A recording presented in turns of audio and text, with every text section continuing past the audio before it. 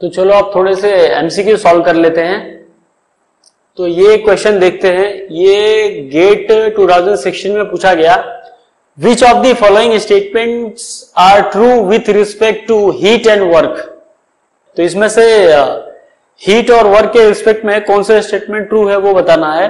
सबसे पहला statement, they are boundary phenomena, दूसरा दे आर एग्जैक्ट डिफरेंशियल, तीसरा they are the path function. तो क्या क्या ट्रू है वो बताते हैं one by one. They are the exact differential, तो अभी हमने थोड़ी देर पहले ये पढ़ा है कि ये पाथ फंक्शन है, हीट और वर्क दोनों के दोनों पाथ फंक्शन है, इसका मतलब ये क्या है, इन एग्जैक्ट डिफरेंशियल। ठीक है, तो ये तो नहीं हो सकता, ये तो क्लियर हो गया। ठीक है, आगे बढ़ते हैं। They are the path function, yes ये सही है। अब ये क्या चीज है, they are the boundary phenomena, इसके ऊपर थोड़ा सा डाउट है, तो ये जरा देख लेते हैं क्या चीज है। मान लो ये है मेरा एक सिस्टम, ठीक है, ये है मेरा एक सिस्टम और इसके बगल में ही है एक दूसरा system. This is my system 1, this is my system 2। अब क्या हो रहा है, अब ध्यान देना, इस सिस्टम से इस सिस्टम में हीट ट्रांसफर हो रहा है। क्या हो रहा है, इस सिस्टम से इस सिस्टम में हीट ट्रांसफर हो रहा है। दूसरी चीज क्या हो रही है, ये सिस्टम इस सिस्टम के ऊपर कुछ काम कर रहा है, वर्क परफॉर्म कर रहा है। क्या कर रहा है, ये जो सिस्टम 2 है ये सिस्टम 1 के ऊपर कुछ तो काम कर रहा है W अमाउंट का। ठीक है, ये भी समझ में आ गया। अब जरा देखते हैं क्या चीज अपने काम की है इसमें। अगर मैं इस पूरे सिस्टम 1 और सिस्टम 2 को कंसीडर कर लूं फॉर माई स्टडी, क्या करने के लिए, फॉर माई स्टडी, तो अगर इस पूरे सिस्टम को, सिस्टम 1 प्लस सिस्टम 2 को मैंने कंसीडर कर लिया फॉर माई स्टडी, और ये पूरा का पूरा बन गया मेरे लिए एक सिस्टम, तो अब मुझे बताओ क्या इस पूरे के पूरे सिस्टम से बाहर कुछ हीट गई? नहीं। क्या कुछ वर्क हुआ? नहीं। ना तो इस पूरे के पूरे सिस्टम से कुछ हीट गया और ना तो आया, पहली चीज। दूसरी चीज, ना तो कुछ वर्क हुआ और ना तो इस सिस्टम के ऊपर वर्क किया गया।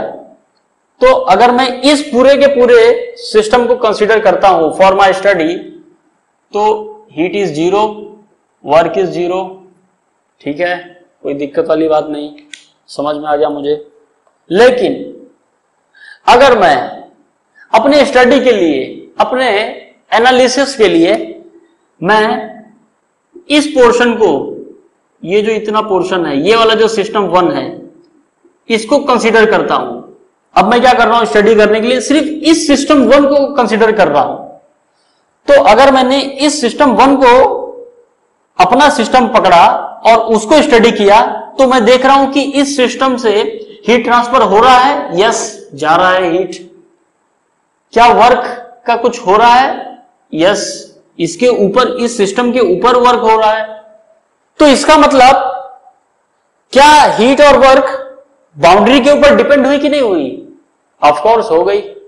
तो देखो ना, आपके सामने ये चीज दिख रही है कि अगर मैंने ये पूरा सिस्टम कंसीडर किया था, तो वो केस में ये बाउंड्री थी, तो वहां पे हीट और वर्क 0 मिल रहा था। लेकिन जैसे ही मैं सिस्टम 1 लेता हूं, तो मैं देखता हूं कि अगर सिस्टम 1 की जो बाउंड्री है वो क्या है, वो ये वाली बाउंड्री है। तो मैं देख रहा हूं हीट ट्रांसफर भी मिल रहा है, वर्क ट्रांसफर भी हो रहा है। तो इसका मतलब बेस्ड ऑन बाउंड्री हीट और वर्क चेंज हो रहे हैं। तो इसका मतलब मैं बोल सकता हूं कि हीट और work both are boundary phenomena. Similarly अगर मान लो, चलो मैं सिस्टम 2 को देखता हूं, सिर्फ सिस्टम 2 को मैं स्टडी करना चाहता हूं, और अब ये मेरा जो सिस्टम 2 है, ये मेरा एक सिस्टम बन गया है फॉर माई स्टडी। तो वो केस में मैं देख रहा हूं कि हीट इस सिस्टम को मिल रही है और वर्क इस सिस्टम के थ्रू हो रही है। तो अब Q और W दोनों मिल रहे हैं मुझे, ऐसा नहीं है कि 0 हो गया है, समझ रहे हो? तो डिपेंड करता है कि मैं किस पार्ट को स्टडी कर रहा हूं, किस पार्ट को मैं सिस्टम कंसीडर कर रहा हूं, और based on my system boundary क्या है। तो डिपेंड करता है। तो इसके लिए मैं बोल सकता हूं कि heat and work both are boundary phenomena, मतलब बेस्ड ऑन बाउंड्री हीट और वर्क फॉर पर्टिकुलर सिस्टम वो चेंज होते जा रहे हैं। तो नेक्स्ट एमसीक्यू देखते हैं, ये भी गेट में पूछा गया। इसमें यह पूछा है कि heat and work are what. पहला इंटेंसिव प्रॉपर्टी, दूसरा एक्सटेंसिव प्रॉपर्टी, तीसरा पॉइंट फंक्शन और last one is path function. तो अभी अभी हम लोगों ने इस चीज को जाना है कि हीट और वर्क किसके ऊपर डिपेंड करता है, बोलो जल्दी, पाथ के ऊपर। तो ये क्या हो जाएगा, पाथ फंक्शन। तो नेक्स्ट एमसीक्यू देखते हैं, ये पूछा गया ESE 2013 में, if the time taken by a system to execute a process through finite gradient is infinitely large, then the process becomes reversible, is irreversible, becomes isothermal, is adiabatic। तो सबसे important चीज यहां पे ध्यान देने वाली बात यह है कि इसने क्या बोला है, time taken by a system is infinitely large. इसका जो ग्रेडियंट है वो फाइनाइट है, बट टाइम जो है वो इनफाइनाइटली लार्ज है, मतलब टाइम बहुत ज्यादा लग रहा है। तो हमें एक चीज पता है कि अगर मैं रिवर्सिबल और इरिवर्सिबल की बात करूं, ठीक है, ये रिवर्सिबल प्रोसेस और दूसरा इरिवर्सिबल प्रोसेस। तो अगर मैं टाइम की बात करूं, टाइम किस चीज की मैं बात करूंगा, टाइम की, तो ये जो रिवर्सिबल प्रोसेस होता है इसमें टाइम बहुत ज्यादा लगता है, वेरी लार्ज। इसमें क्या होगा, बहुत कम टाइम लगता है, वेरी लेस। दूसरी चीज, अगर हम लोग ग्रेडियंट की बात करें, ग्रेडियंट, ठीक है, ग्रेडियंट कुछ भी हो सकता है, टेम्परेचर, प्रेशर। तो ग्रेडियंट जो होता है रिवर्सिबल प्रोसेस में स्मॉल होता है और इरिवर्सिबल में जो होता है वो ज्यादा होता है। तो अगर मैं बात करूं इन सब ऑप्शंस की, क्या ये इरिवर्सिबल हो सकता है? नहीं। क्यों? क्योंकि टाइम ही बोल दिया है बहुत ज्यादा लग रहा है। इरिवर्सिबल में क्या होता है, टाइम बहुत कम लगता है, तो ये ऑप्शन तो नहीं हो सकता। बिकम्स आइसोथर्मल, ये भी नहीं हो सकता क्योंकि टेम्परेचर के बारे में कुछ मेंशन ही नहीं किया है। एडियाबैटिक, ये भी नहीं हो सकता। बचता क्या है, बचता है बिकम्स रिवर्सिबल, क्योंकि टाइम बहुत ज्यादा लग रहा है और ग्रेडियंट जो है फाइनाइट है। तो ये जो क्वेश्चन है, सबसे लास्ट क्वेश्चन है हम लोग डिस्कस करने वाले हैं, ये ESE 2013 में पूछा गया। The displacement work done by a system is given by integration of P into dV. It is valid for any process, a quasi-static process, an isentropic process और non-quasi-static process। तो सबसे पहली चीज, जब हमने प्रोसेस के बारे में डिस्कशन किया था तो उसमें हम लोग ने रिवर्सिबल प्रोसेस क्या होती है और इरिवर्सिबल प्रोसेस क्या होती है उसके बारे में डिस्कशन किया था। और इसमें हमने ये जाना था कि जो रिवर्सिबल प्रोसेस होती है बहुत स्लो होती है और उस प्रोसेस को ही हम लोग ग्राफ पे रिप्रेजेंट कर सकते हैं, इरिवर्सिबल को रिप्रेजेंट नहीं कर सकते। तो जिसको ग्राफ पे रिप्रेजेंट नहीं कर सकते उससे हम लोग कैसे एरिया फाइंड कर सकते हैं, नहीं कर सकते ना। तो इरिवर्सिबल वर्क के लिए हम लोग क्या करते हैं, डायरेक्ट बाय यूजिंग एक्सपेरिमेंट, ठीक है, by using some other technique, हम लोग बाय प्रैक्टिकल मेथड हम लोग उसमें से वर्क फाइंड करते हैं। लेकिन रिवर्सिबल के केस में हम लोग बाय यूजिंग सम इक्वेशंस हम लोग इजीली फाइंड कर सकते हैं।